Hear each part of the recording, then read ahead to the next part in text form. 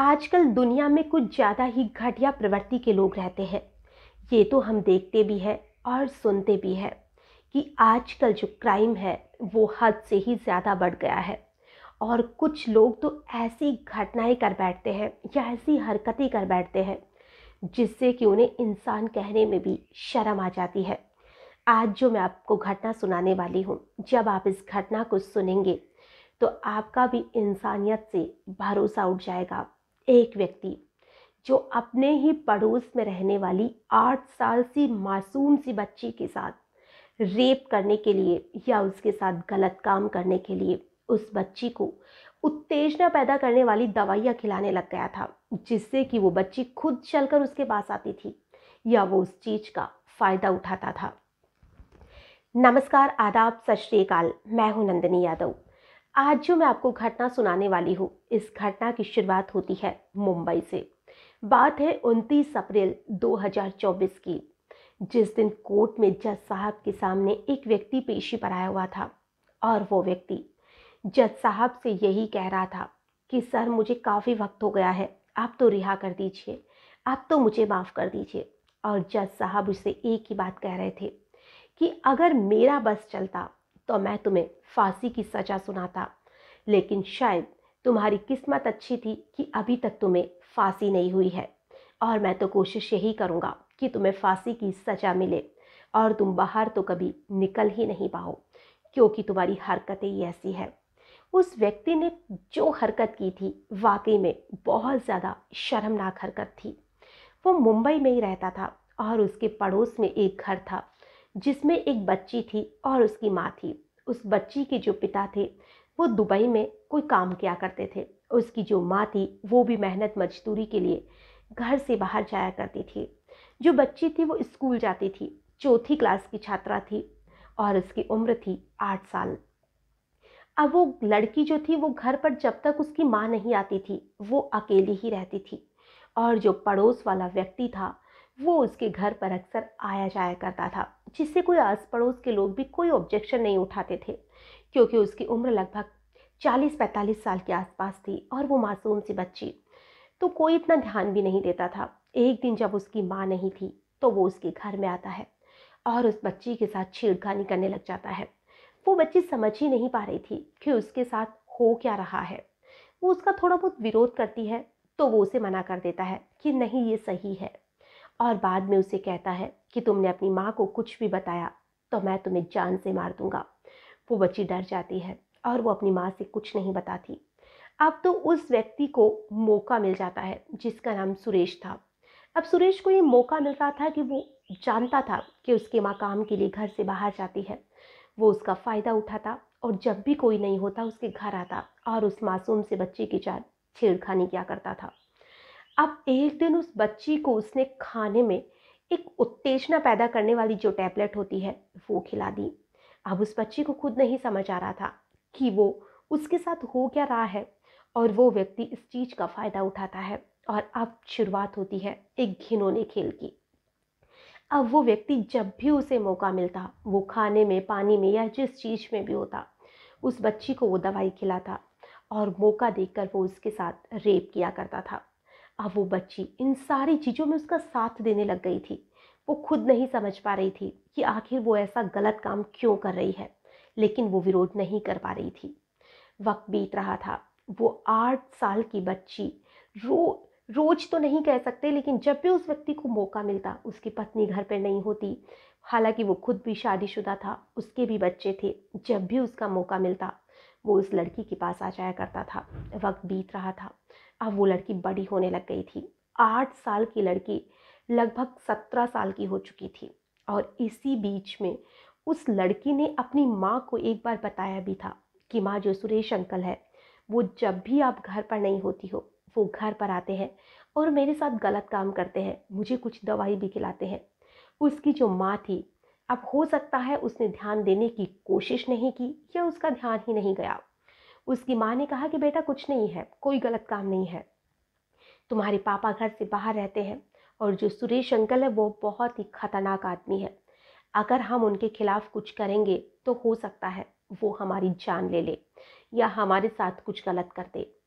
अब जो उसकी माँ थी वो इन चीज़ों को जब बोलती है उस बच्ची को, तो वो बच्ची भी अब विरोध नहीं कर पाती है। वो जो चल रहा था बस उसे चलने देना चाह रही थी। अब उस बच्ची को दवाइयाँ देने की वजह से उसके जो हार्मोन्स थे वो वक्त से पहले ही बढ़ चुके थे। अब वो अपनी उम्र से बहुत ज़्यादा बड़ी लगने लग गई थी और उसका जो शरीर था वो भी उम्र के हिसाब से बहुत ज़्यादा लग रहा था। अब जो पड़ोस वाले सुरेश अंकल थे उसके, वो भी बहुत खुश थे कि चलो काफ़ी वक्त बीत चुका है, किसी को कुछ पता नहीं चला। हालांकि इस बीच में जो उस पड़ोसी की वाइफ थी उसे एक बार पता चल गया था, लेकिन उसने अपनी पत्नी को डरा कर धमका कर चुप करा दिया था कि किसी के सामने मुंह खोलने की ज़रूरत नहीं है। और वो चुप रही, जो उसकी बहुत ही बड़ी बेवकूफ़ी थी। और उसकी माँ, जो तो शायद कुछ देखना ही नहीं चाहती हो, वरना अगर कोई भी बच्ची अपनी माँ से ऐसी बात कहेगी तो शायद चाहे व्यक्ति सामने वाला कितना ही खतरनाक क्यों ना हो, एक माँ अपनी बेटी के साथ गलत होते कभी बर्दाश्त नहीं कर सकती है। अब जब वो लड़की 17 साल की हो जाती है तो वो एक दिन अपने घर से भाग जाती है। और जब वो घर से भागती है तो उसकी जो मम्मी थी वो बहुत ज़्यादा परेशान हो जाती है। वो उसे ढूंढती है, जो पड़ोसी सुरेश था वो भी उसे ढूंढता है। आसपास के मोहल्ले के लोग या जो भी थे सभी उसे ढूंढने की कोशिश कर रहे थे, लेकिन उस बच्ची का कोई भी पता नहीं चल रहा था। अब पुलिस में रिपोर्ट लिखाई जाती है। पुलिस वाले भी उस बच्ची को ढूंढने की कोशिश करते हैं। सबसे पहले वो उसके घर आते हैं, शायद उसके स्कूल से या उसके कमरे से कुछ मिल जाए सबूत वगैरह। उसके स्कूल जाया जाता है और उसी के घर में एक कमरे में एक कॉपी मिलती है और उस डायरी में लिखा हुआ था जो भी आज तक उसके साथ गलत हो रहा था वो एक कॉपी में डायरी में लिखती थी। और उसी डायरी में उसने एक बहुत लंबा सब कुछ लिख रखा था जो कि उसके साथ शुरू से लेकर रोज होता था, वो उस डायरी में लिखा करती थी।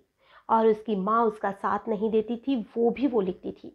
सुरेश की पत्नी को जो पता था वो भी उसने उसमें लिखा था। वो हर एक चीज़ उस डायरी में नोट किया करती थी।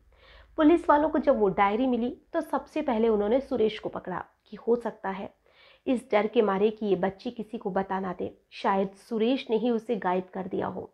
लेकिन सुरेश ने कहा कि वो गलत काम उसके साथ जरूर करता था, लेकिन मैं उसे क्यों गायब करूंगा, क्योंकि मैं जो चाहता था वो मुझे आसानी से ही मिल रहा था, गायब करने का तो सवाल ही नहीं है। पुलिस वाले उसे अरेस्ट करते हैं, उसकी पत्नी को भी अरेस्ट किया जाता है, क्योंकि एक तरह से वो भी उसका साथ ही दे रही थी। सब कुछ जानकर भी वो अनजान थी। अब रही उसकी माँ की बात, पुलिस वाले उसे भी अरेस्ट करना चाहते थे, लेकिन उसकी माँ ने कहा कि वाकई में वो नहीं जानती थी कि उसके साथ गलत हो रहा है, बस वो थोड़ा सा डर गई थी। अब उस लड़की को ढूंढने की कोशिश की जाती है और उसके पिता जो दुबई में रहते थे अब वो भी घर आ चुके थे। वो भी अपनी बच्ची को ढूंढने की पूरी कोशिश कर रहे थे और आखिर में वो लड़की एक लड़के के साथ मिल ही जाती है। और जब उसे पूछताछ की जाती है कि तुम घर से क्यों भागी, तो वो लड़की कहती है कि मैं इन अंकल से बहुत परेशान हो गई थी और अब मेरी माँ भी अधिकतर समय घर पर रहने लगी थी, तो ये मुझे इनसे मिलने का मौका नहीं मिलता था और उन दवाइयों की वजह से मेरी हालत बहुत ख़राब रहती थी। इस वजह से मैंने दूसरा लड़का पसंद कर लिया था और इसीलिए मैं उसके साथ भाग गई थी। अब वो अंकल जो गोलियां थी वो उस लड़की को ही दे के रखा करते थे कि तुम जब चाहो इसे ले लेना और मुझे बुला लेना। अब उस लड़की की उम्र भी 17 साल हो चुकी थी और अब वो बहुत कुछ समझने भी लग गई थी। तभी वो एक लड़के के साथ भाग जाती है, लेकिन उस लड़की की किस्मत अच्छी थी कि उसे पकड़ लिया जाता है और उसे वापस अपने घर वालों को सुपुर्द कर दिया जाता है। अब जो सुरेश था वो कोर्ट में यही गुहार लगा रहा था कि उसकी गलती के लिए उसे माफ़ कर दिया जाए। जो तो हम खुद सोच सकते हैं कि उसकी जो गलती है वो वाकई में माफ़ करने लायक नहीं है। अगर कोई छोटी सी मासूम सी बच्ची को ऐसी गोलियां खिलाएगा तो आखिर में उस बच्ची की क्या हालत होगी, ये तो हम खुद अंदाज़ा लगा सकते हैं। और इसी का नतीजा था कि उस मासूम की पूरी ज़िंदगी एक तरह से ख़राब हो चुकी है। आज की जो कहानी है या आज की जो सच्ची घटना है, इसे सुनाने का हमारा उद्देश्य ना ही किसी को परेशान करना है, ना ही किसी का भी दिल दुखाना है। हमारा उद्देश्य बस इतना सा है कि अपने बच्चियों पर हमेशा ध्यान रखिए, उन्हें घर पर अकेला मत छोड़िए। अगर आप वर्किंग भी है तो बीच बीच में उसे फ़ोन करते रहिए या कभी भी उसे बिना बताए भी घर पर आने की कोशिश कीजिए कि कहीं आपकी बच्ची को अकेली देखकर इस चीज़ का फ़ायदा कोई व्यक्ति तो नहीं उठा रहा है। या उसके लिए अगर आप रख सकती है तो कोई घर पर ध्यान रखने वाली रखिए या किसी रिश्तेदारों के पास छोड़ दीजिए। लेकिन अपनी बच्ची पर पूरी तरह से नज़र रखने की कोशिश करिए, वरना सुरेश के जैसे लोग ना जाने कहाँ छुप कर बैठे रहते हैं, जो आपकी मासूम सी बच्चियों का फ़ायदा उठाते रहते हैं। और साथ ही अगर आपकी बच्ची आपको कुछ बताने की कोशिश करती है तो उसे सीरियस होकर सुनिए।